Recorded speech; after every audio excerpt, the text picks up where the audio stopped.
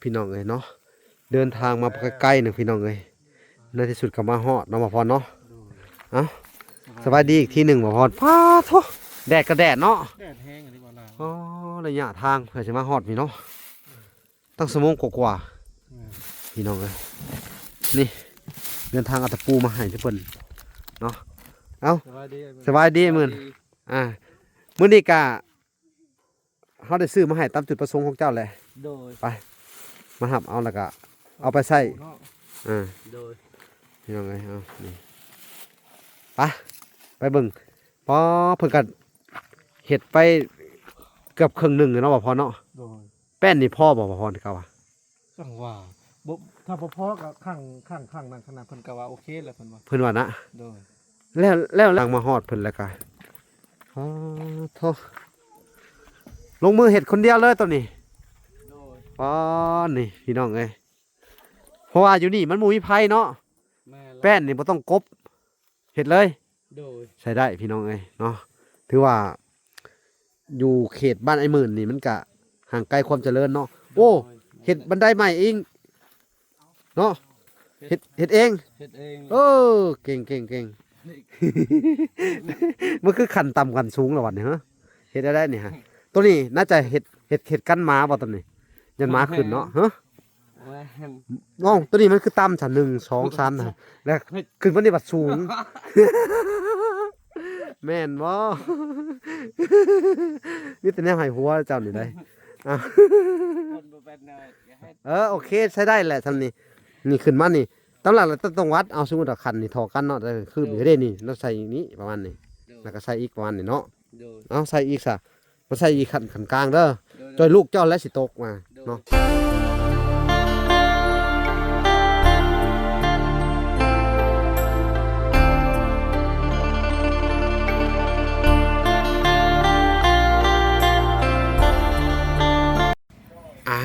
โอเคพี่น้องเอ้ยเนาะกราบสบายดีพ่อแม่พี่น้องเนาะเบิดสู่คู่สู่คนพี่น้องเอ้ยเนาะหลังจากที่ทางเวลาได้มอบเงินสร้างทางเนาะแล้วก็เวลาสิได้เฮ็ดภารกิจเนาะคือว่าซื้อตะปูไปให้ทางครอบครัวไอ้หมื่นต่อพี่น้องเอ้ยตอนนี้ทางบ่าวพรเพิ่นก็สั่งพอดีเลยเนาะ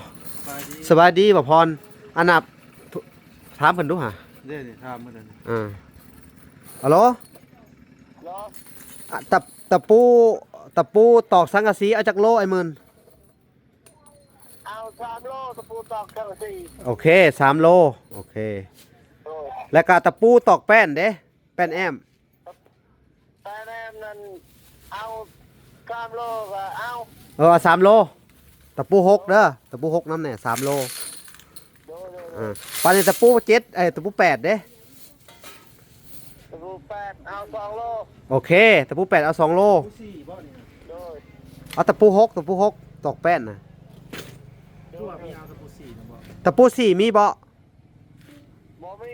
บ่เอา6กับอันน่ะ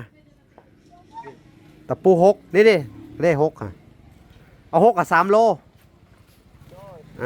บัดนี้เอาตะปู8จักโลเอาตะปู8นั่น2 โลตะปู10ตะปู10เอา3 โลโอเคใส่ลังหรือเป็นยังโลใส่ลังใส่กล่องแล้วก็ได้หมดแล้วนะโอเคมึนพูดเลยโอเคบ่าวพรสบายดีบ่าวพรสบายดีโอเคที่ได้เข้าไปกับบ่าวพรมื้อนี้นะพี่น้องเนาะกับพอดีเงินที่เหลือเนาะเหลือจากซื้อไม้บ่าวพรกับพอดียังเหลืออยู่600,000 600,000 กว่าจ่ายไป2 ล้านกว่า3 ล้าน3 ล้าน6 3 ล้าน6 3 ล้าน7มันยังเหลืออยู่ประมาณ600,000นี่แหละ600,000 กว่าเพิ่นก็คล้องตะปูแต่หวานนี่เพิ่นบ่ล่ะคล้องตะปูนั่นแหละเพราะว่าทางผู้ใหญ่เพิ่นน่ะมันขาดอันน่ะเหลือแต่ได้ก็ซื้อเข้าไปนะเวลาก็สิซื้อให้เพิ่นให้มันครบเลยเนาะในจำนวนเงินพี่น้องเอ้ยเดี๋ยวหาใส่เพิ่นอันนี้ก็3 โลพอดีเลยเนาะตะปูอันนี้ตะปู8แม่นแหละมีตะปู8กับตะปู10ปู8หา2 โลเอาดิ8กับ10 เต่าใส่ลังเต่าเนาะ ใส่ลังเป่าน้ำ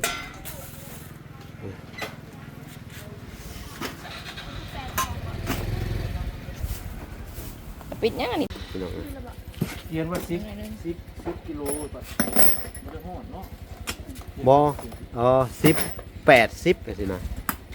8 ก็น้ำหนัก โมแมนน้ำหนักเลยโมแมน แสดงว่าลังนี่มันก็4โล5โลด้วย ใส่ลังให้ได้บ่แล้วกล่องเป่าฮะน้ำไปเลยเดี๋ยวนี้ใส่ถุงทองเลย ชื่อจังว่าล่ะบัดนี้ เท่าไ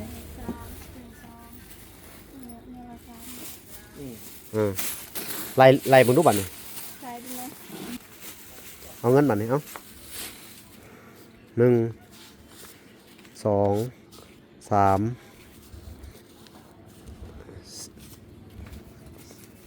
สี่ 4เบิ่งเอาตัวนี้ก็ได้นี่ คือกันนะ ทอน40บัดนี้เงินเพิ่นยังสิเหลืออยู่ประมาณ พี่น้อง 200,000 กว่าพี่น้องเอ้ย240,000แล้วเวลาก็สิได้เก็บไว้ซื้อตะปูให้เพิ่นหรือว่าสิได้มอบให้เพิ่นเนาะพี่น้องเนาะในจำนวนเงินของอ้ายเพิ่นฝากมาอยู่$200พี่น้องเอ้ยเนาะเหลือจากซื้อไม้ซื้อตะปูไปให้เพิ่นแล้วเวลาสิบางเทื่อก็สิมอบให้เพิ่นเลยเนาะโอเคพี่น้องเอ้ยทางเวลาก็สิพากัน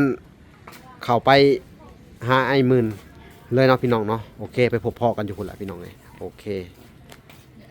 พี่น้องเอ้ยเนาะเดินทางมาใกล้ๆหนึ่งพี่น้องเอ้ยในที่สุดก็มาฮอดเนาะบ่พรเนาะ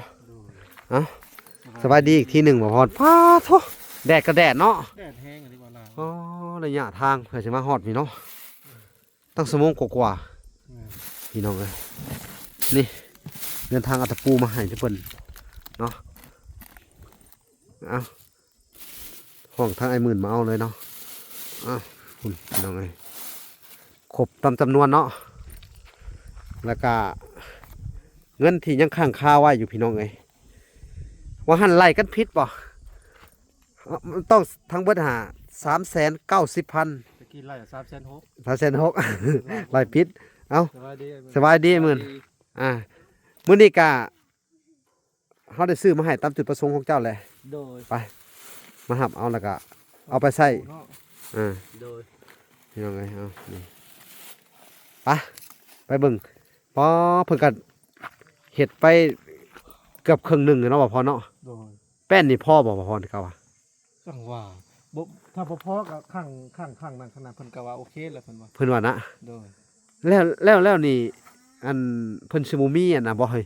มุ้ยอันน่ะหน้าต่างหน้าเติงหยังบ่หรือว่าเพิ่นเฮ็ดแนวนี้บ่ ส่วนหลายคนที่นี่เพิ่นมักปิดบ่ได้ ปิดเบ่เลย เพิ่นบ่ค่อยอยากใช้หน้าต่าง เดี๋ยวเราไปถามจุดประสงค์ของเพิ่นนำหน่อยป่ะ งงเหรอ ที่จมทางด้านหน้า สิส่งทางด้านหน้าไปเดี๋ยววงกบอีกเนาะ แม่มันก็ต้องมีค่าใช้จ่ายถ้าสิใช้หน้าต่างวงกบ ค่าใช้จ่ายมันอีกเนาะ วงกบก็คือสุดละล้านบ่ล่ะ อ๋อ ทางเข้านะ ทางเข้า สิ สิ 700,000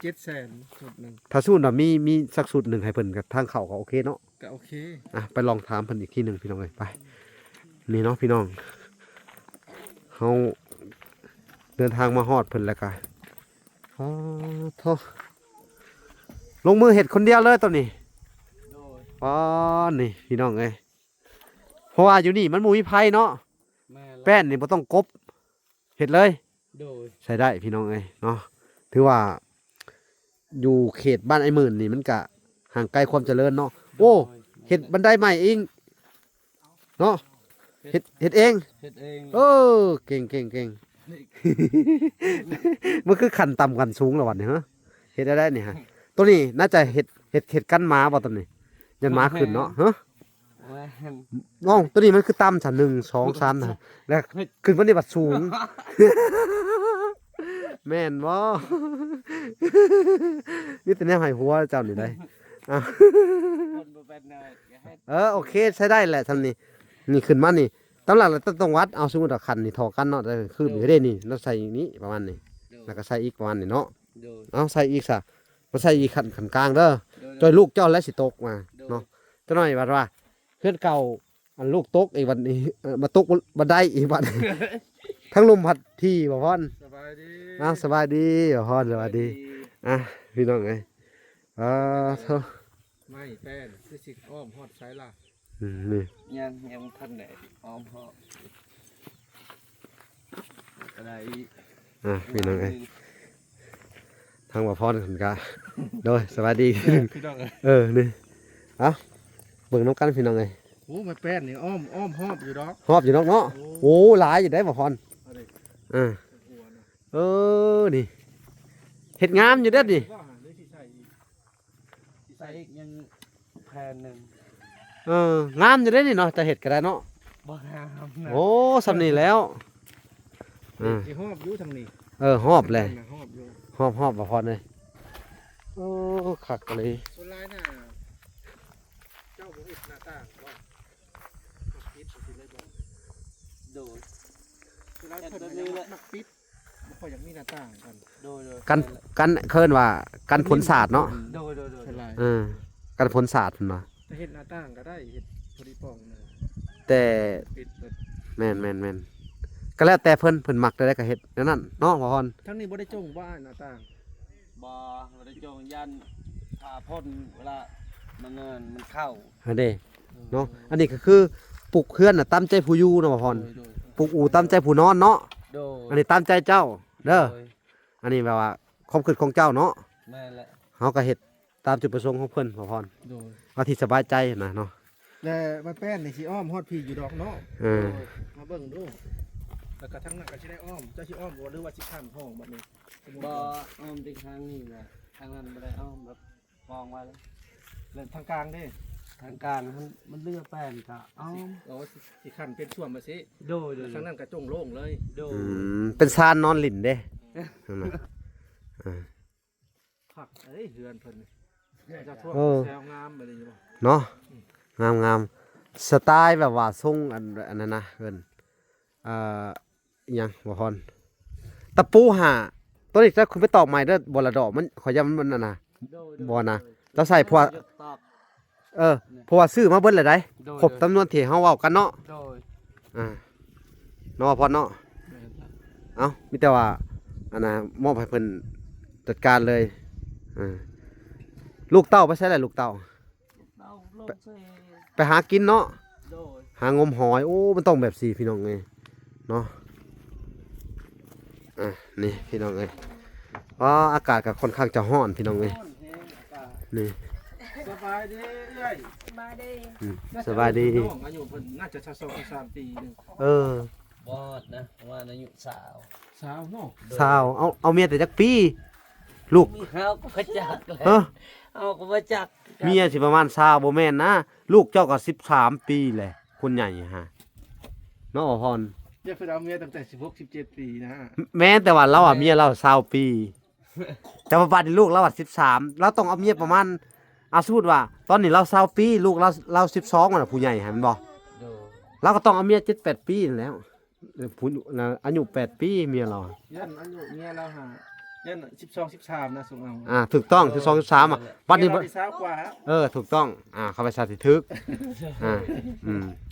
22-24นี่แหละ ประมาณ25เฮาว่า25หรือ26เนาะเพราะว่าลูกเจ้ามัน12ปีเด้ผู้ใหญ่ โดย แม่นบ่หลายหมื่น โดย เอ้าพากันกินข้าวกับหยังล่ะบัดนี้ เขาก็เครียดไปการเครียด โอ้ดีแหละเพิ่นก็บ่ได้อยู่ซื่อๆได้บ่พร แต่หลายคนก็ท่วงมาว่าให้แทนหนวดแทนแหละเนาะ แท้เองบ่แท้จนนั่นน่ะ โดยแท้เองเลย แท้จนมีลามบาด โดย บาด โดยโดย โอ้แท้บ่เป็นเด้อพี่น้องหน้าบาดเบิด มันไม่มีอันนั้นนะว่า มันยังแทนนะ เอายังแท้น่ะคือหน้าบาดบ่เลย แบบเอามีดแท้นี่ล่ะ เอาพี่แท้แล้วสิเลย โดย ป้อหน้าพี่น้องเอ้ย เป็นบาทเลยผู้ โดย โอ้โหดขนาดพี่น้องเอ้ย นี่ครับค่ะ บ่เป็นกบ ปิ่งกบกระโจะ โดย คือว่าได้ตะปูแล้วก็ลงมือเลยนะเนาะตอนแรกนี่เนาะ โดยโดย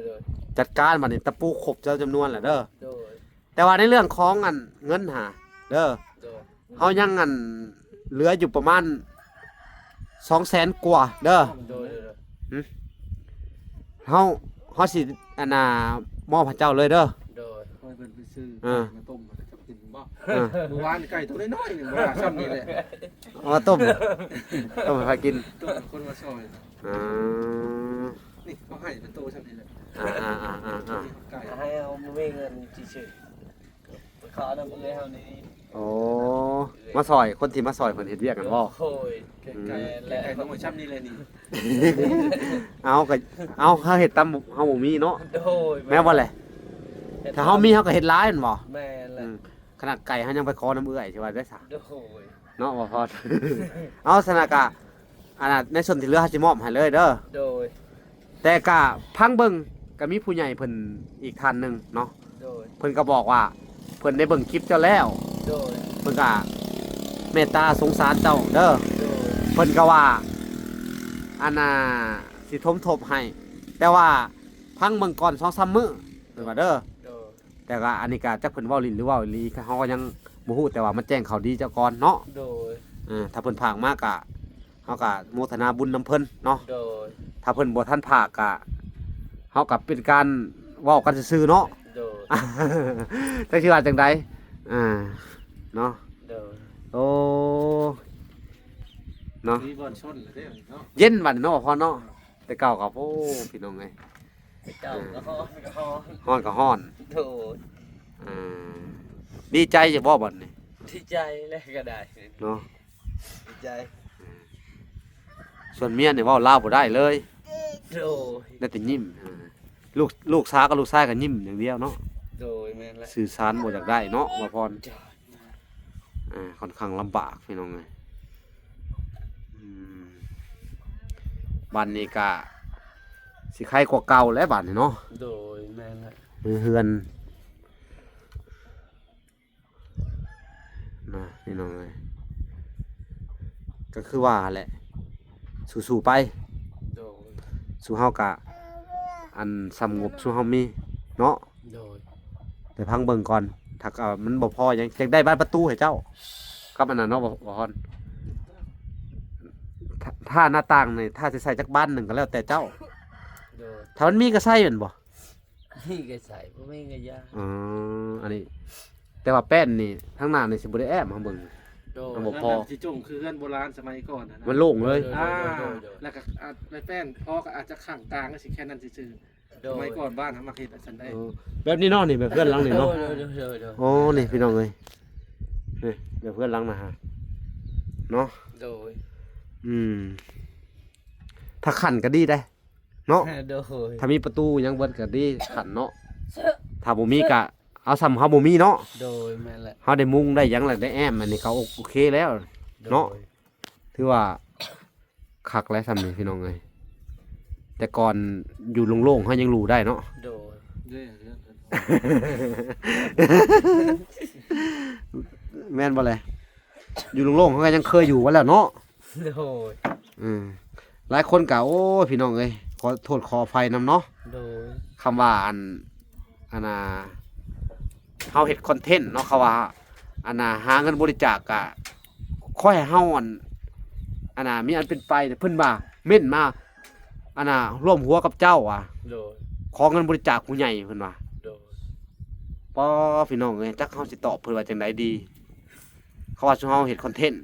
โดย เม่นมาในคลิปพี่น้องเอ้ยจักสิว่าจังไดเอ้าก็ยาแหละอันน่ะ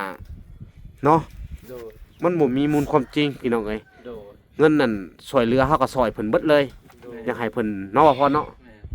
ก็จะเจ้าของเงินผู้ใหญ่จะดีเพิ่นก็เบิ่งอยู่เนาะ แม่นอยู่ จำนวนเงินก็ได้ เนาะ ผู้เพิ่นบ่เข้าใจแล้วเพิ่นเล่นนะจ๊ะนะ แม่นฮักกะยาบ่ติบ่ว่าเพิ่นมีแต่ว่ายอมือนํเพิ่นเนาะ โดย ก็มีแต่ว่าจักสิว่าจังไดเนาะ โดย เฮาก็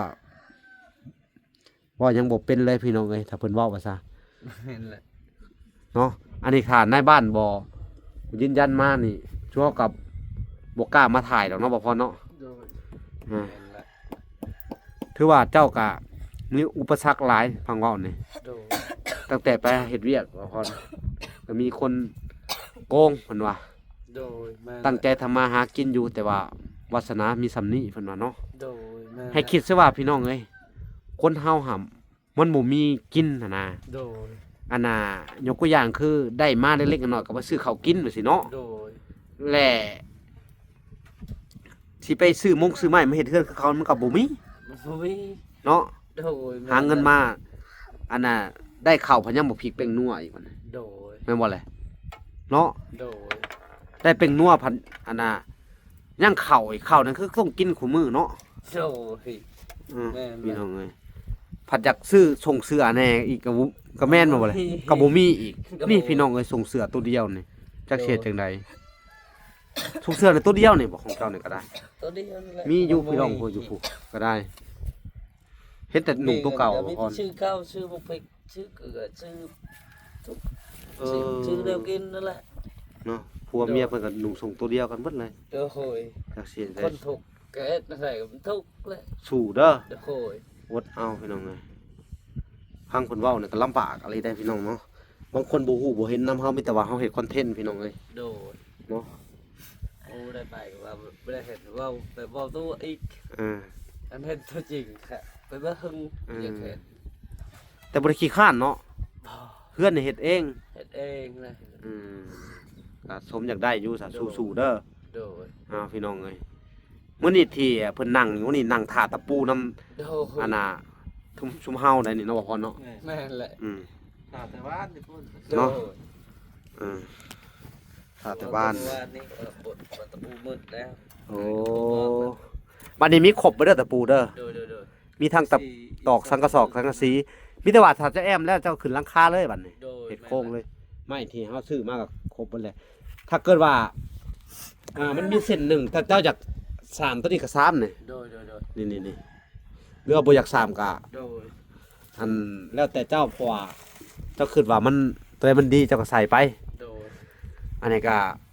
ไม้นี่พี่น้องเอ้ยไม้เก่าเพิ่นเนาะ แม่นแหละ ไปซื้อเฮือนเก่าเพิ่นคือว่าเงินขายแบ่ โดย แล้วก็ขายมันว่าไปรับจ้างกลมัน สับจางป้นมัน ก็ได้ซ้ำนี่เลยน้ำผักน้ำแห้งเนาะ แม่นแหละ ไม้เก่าพี่น้องเอ้ยไม้เก่าเนาะโครงมันนี่เป็นเสา โดย แล้วก็เป็นตรงนี่พี่น้องเอ้ยนี่ โอ้โห เก่าเนาะ โดย บางหันแห้งถ้าเพิ่นบ่ได้ใส่ตัวนี้แห้งลงเลงเนาะควาย แม่นแหละ พี่น้องเอ้ยสนากะเอามีแต่ว่าพายากว่าจะได้กะยาเนาะ โดย เอาทางเวลากะยอมมือสาธุน้ำเพิ่นพี่น้องเอ้ย โดยแม่นแหละ ให้ก็เป็นบุญเนาะ โดย คือซะว่าอันน่ะช่วยเหลือเอาบุญพี่น้องเอ้ยถ้าบ่ให้ก็เว้าใส่ก็โมทนาบุญนํคือเก่าเนาะ โดย บ่เป็นหยังเฮาก็อันน่ะให้เจ้าอันน่ะยกมือเอาเด้อ โดย ทางเวลาก็มีแต่ว่าสิซอยซ้ำเฮาซอยได้คือกันเนาะ แม่น ก็บ่อันน่ะบ่ซอยก็บ่ว่าหยังพี่น้องเอ้ย โดย อันน่ะทานอื่นเนาะ โดย ทานที่เพิ่นซอยก็ขอให้เพิ่นได้บุญกุศลหลายๆสาธุโมทนาบุญนํเพิ่นเนาะคือยกตัวอย่างคือทางอันอ้ายเพิ่นเนาะจากทางอันอเมริกาที่ว่าเพิ่นซอยมา200 โดย ให้ทางเวลาซื้อไม้เนาะ โดย แล้วก็ซื้อตะปูพี่น้องเหลือซื้อไม้ซื้อตะปูแล้วก็มันเหลืออีก โดย 200,000 กว่าเฮาก็สิได้มอบให้นี่เลยเด้อ โดย เนาะ กรตุ แล้วก็เป็นอีกส่วนหนึ่งก็คือผู้ใหญ่ทางอันเมตู้ USA เนาะเพิ่นก็ โดย อันน่ะเสนอให้ทางเวลามาเจาะน้ำบาดาลให้เจ้าเด้อ โดย เนาะว่าพร โดยแล้วก็ไม้นี่ก็เป็นของในตู้คือกัน สาธุโมทนาบุญนํเพิ่นจังว่าขอให้เพิ่นอยู่ดีมีแฮงสาธุเนาะ โดย อันนี้ก็คือเพิ่นเว้าแหละอันผู้ใหญ่อันน่ะทานหนึงที่ว่าเพิ่นพากมาให้ทางวาระ200ฮะเพิ่นก็ว่าอันน่ะเฮาบ่ฮู้ดอกว่าอันเพิ่นสิทุกข์สิยากสิขี้คร้านแบบใดเพิ่นว่าเฮาหาเต็มใจซอยเพิ่นว่าว่าซี่นะ โดย เฮาก็โอ้ยโมทนาบุญนํเพิ่นสาธุจังว่าขอให้เพิ่นได้บุญกุศลหลายๆเนาะ โดย พี่น้องเอ้ยถ้าเกิดคือเพิ่นเว้าว่าอันน่ะปันเงินบริจาคกันน่ะเฮาก็ต้องได้ส่วนแหละเนาะว่าพรในเฮือนหลังเนี่ยเฮาต้องปันคนครึ่งแหละแม่นบ่ โดย บ่พอก็ต้องได้แหละตามหลักน่ะ โดย โอ้ยสร้างว่าเนาะพี่น้องบางคนก็ได้เอ้าจักสิว่าจังไดมีแต่ว่าเป็นกำลังใจให้เด้อ โดย เวลาสิได้มอบเงินในส่วนที่เหลือให้เด้อ โดย ก็คือว่าเบิดแล้วในส่วนของอ้ายอันเพิ่นที่ว่าบ่ประสงค์ออกนามเด้อ โดย อันจากทาง USA ฮะแล้วก็มีอีกอ้ายผู้หนึงที่ว่าเพิ่นติดต่อเข้ามาอยู่แต่ว่าเพิ่นก็ว่าสิมอบให้อันทางอันไอ้หมื่นเด้อ โดย 200เพิ่นว่า โดย สมทบอันน่ะแล้วแต่ว่าให้ทางอันทีมงานเฮา จัดการเนาะทางเวลาเพิ่นว่าจัดการว่าก็คือว่าแหละมันบ่พอตัวใดเจ้าบอกข่อยเนาะถ้าเพิ่นผากมาเนาะ โดย แต่ว่าถ้าเพิ่นบ่ทันได้ผากมาเฮาก็อันน่ะจนอันน่ะผู้แลให้เพิ่นสะดวกสบายผู้แลให้เพิ่นผากมาผู้แลจังว่ากันเนาะอันนี้ก็เลยมาเว้าคร่าวๆให้ฟังเนาะ โดย ถ้าได้ก็ดีถ้าบ่ได้ก็บ่เป็นหยังพี่น้องเอ้ยเนาะ ยัง ถ้าเพิ่นซอยกันยอมมือสาธุเนาะ มันโมซอยกับสาธุ สาธุ โมซอยกับสาธุ บ่เป็นหยังพี่น้องเอ้ย โดย มีแต่ว่าโครงการต่อไปเฮาก็สิได้เจาะน้ำบาดาลเด้อ โดย ถ้าเจ้าเฮ็ดเฮือนแล้วเด้อ โดย ข่อยอยากแนะนำแนวนี้เนาะอันนี้คือการแนะนำเด้อบ่แม่นบอกสอนเนาะ โดยโดย อ่า นั่นแหละ อยากให้เจ้าไปหาตัดไม้มาเฮ็ดลักคั่วเด้อ โดย แล้ววันที่อันน่ะเจาะน้ำบาดาลน่ะ โดย เฮ็ดหัวชี้ใหญ่ให้เจ้าปลูกผักเด้อ โดย ปลูกผักปลูกหญ้าปลูกนั่นปลูกนี่กินเนาะ โดย สูบน้ำมาน้ำอันน่ะเฮาก็ไปโฮดผักพอได้ โดย กินเอาสบายดีลูกหล่ะ สวัสดีเหรอสวัส อื ดี มาแต่เซพี่น้องเอ้ย บ่มาแต่ไปเล่นนี่ โอ้แต่ผู้ใหญ่ไปหากิน โดย โอ้เพิ่นเห็นมื้อน่ะไปตกปลาได้บ่พรได้ปลาปลากระลายหนึ่งมื้อน่ะก็ได้เพิ่นเอามากุ่มกินอยู่เนาะเพิ่นไปหาของกินกันเนาะพอได้กินเนาะ โดยโดยโดย มันต้องว่าซั่นน่ะลูกชายก็ต้องบอกให้เพิ่นไปหาอยู่หากิน โดย กำลังเป็นบ่าวเนาะลูกชายก็ โดย เออเอามื้อนี้ก็ ใจเงียบ แอวเนาะผู้น้อย นี่แหละพี่น้องเด็กน้อยเนาะบ่พรก็สิแอว เอาไปเอาลูกกินนมก่อนไป เดี๋ยวเฮาสิได้มอบเงินส่วนหนึ่งพี่น้องเอ้ยส่วนที่เหลือให้ทางอันน่ะไอ้หมื่นก่อนพี่น้องเอ้ยพี่น้องเอ้ยทางวันหลักก็สิมอบเงินในส่วนที่เหลือเด้อ โดย ให้เด้อมันเหลือซื้อตะปอกตะปูพี่น้องเอ้ยเนาะ โดย เงินทางเบิดหา4 ล้านเนาะ200,000 โดย และหักค่านู่นค่านี่เนาะ โดย ราคาเพิ่นภาคเนาะบัด2วัคซีนเนี่ยมันก็สิเหลืออยู่4 ล้าน1แสนกว่าๆเนาะแล้วก็เฮาก็ได้ซื้อไม้3 ล้าน6เนาะ โดย แล้วก็ซื้อตะปูอีกอันน่ะถ้าตีแล้วก็เป็น4แสนเนาะพ่อเนาะมันทางเบิดหามันถึกอยู่390,000ครับยังเหลืออยู่220,000เด้อ โดย เฮาสิมอบให้เบิดเลยเด้อ โดยโดย เอาโอเคหลักก็สิได้มอบให้เพิ่นเลยเนาะโดย โดย เอาโอเคเด้อ โอเค อันนี้ก็เป็นเงินอ้ายอันน่ะอยู่ทางอเมริกาเด้อ โดย ที่ว่าเพิ่นนี่ก็อันน่ะบ่ประสงค์ออกนามเด้อ โดย เอาก็อยากให้ทางไอ้หมื่นแล้วก็ลูกๆแล้วก็เมียเจ้าล่ะทางครอบครัวเจ้านี่แหละเด้อ โดย ขอบบุญขอบคุณเพิ่นเด้อเอาพนมมือขึ้นทั้งอัน3 คนเลยเอา โดย โอเคขอบมกขอบใจเพิ่นเอาขอบบุญขอบคุณเพิ่นเอาก็บ่เป็นว่าวนี่ เขาบอกเป็นว่าวกะว่าวโลดทันที่จะว่าวได้เอา ไอ้ขอบคนให้ลำให้รวยอายุมันยืนสาธุ สาธุเด้อ สาธุ โดยเอาสาธุพี่น้องเอ้ยเอาจักสิว่าจังไดเพิ่นก็เว้าบ่ค่อยเก่งเนาะว่าพร โดย เนาะเอาตามมัน อันน่ะ แว่ยอมลง ก็คือว่าง่ายๆก็ต้องขอโทษขออภัยนำพี่น้องนะคือทั้งเขตนี่เนาะ โดย คือว่าขนาดเข้าเมืองก็ยังใกล้แล้วเนาะบ่พอเนาะ โดย แล้วก็การศึกษานี่บ่ให้เว้าถึงเลยเนาะมันก็สิบ่ค่อยปานใดพี่น้องเอ้ยโรงหำโรงเรียนมันก็สิไกลแน่ โดย แล้วก็คือทางอ้ายเพิ่นนี่ก็สิบ่ได้ค่อยพาลูกพาเต้าแล้วก็โตเพิ่นนี่ก็บ่ได้ค่อยเรียนหนังสือหนังสือเนาะ โดย แล้วก็ความรู้นี่ก็บ่ค่อยเก่งปานใดภาษาลาวก็สิบ่ค่อยเก่งปานใดเนาะ โดยแม่นแหละ ปกตินี่เฮาถือศาสนาอีหยังอันนี้ทางเจ้านี่ สัจจะ หึ ผสมประบรูเราทั้งนั่นแหละ ศาสนาผสม โดย เอาภาษาเฮาเป็นแล้วว่าภาษาเราลาวเนี่ยว่าบ่เป็น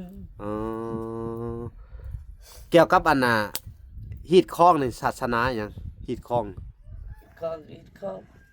อ่ะ คือประชาชนลาวบรูนี่ โอ้ แหละ นี่พี่น้องเพิ่นก็ยัง เราบ่เป็นคือ บ่ กัน เข้าใจนอนคือหมายความว่า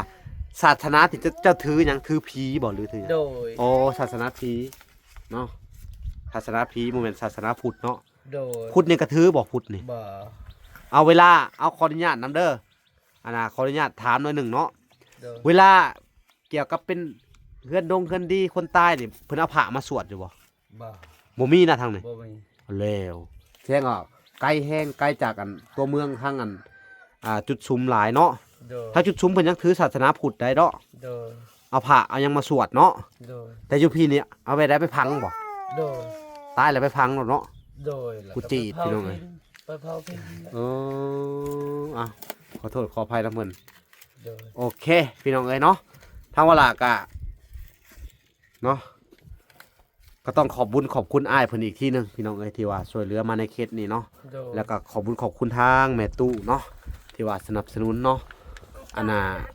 ครอบครัวทางไอ้หมื่นเนาะ โดย ให้มีเฮือนอยู่หลบแดดหลบฝนได้เนาะ โดย เอาทางเวลากะขอแสดงความดีใจนำเด้อ โดย ให้ชุบเจ้า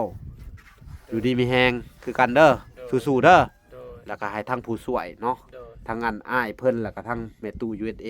ขอให้เพิ่นอายุมั่นขวัญยืนเนาะ โดย ปราศจากโรคภัยไข้เจ็บเนาะ โดย มีแต่ความสุขความเจริญเนาะ โดย ร่ำรวยเงินทองเนาะ โดยส ทานไปแล้วก็ไหลขึ้นมาคือเก่าทานมื้อเช้าไหลเข้ามื้อแรงเด้อแม่เด้อขอให้แม่ผู้เป็นผู้ให้นี่ โดย ให้ร่ำรวยไปมื้อหน้ามื้อในเนาะให้โชคใหญ่ โดย เนาะให้มีโชคมีลาภเนาะเพิ่นก็บ่ได้ช่วยอันแต่ทุกเจ้าได้ โดย ถ้าแม่ตู้ก็ได้เด้อ โดย เพิ่นก็ช่วยหลายๆหมุ่งหลายบ่อนเนาะเมื่อกี้นี่มากอ่ะอันทางเวลาก็ได้มอบ โดย อันน่ะ เจ้าตะ เงินของทางแม่ตู้เด้อ โดยสาธุ ช่วยเหลือสร้างถนนหนทางให้ชาวบ้านเพิ่นเนาะ โดย ขอให้ทางแม่ตู้เพิ่นสร้างถนนก็ขอให้ชีวิตยืนยาวเนาะ โดย ยืนยง สาธุ สาธุเนาะ สาธุ เอาขอให้อายุเพิ่นอันน่ะยืนยาวเพิ่นสร้างถนนก็นี่ทางเวลาก็ได้สั่งเฮ็ดอันน่ะ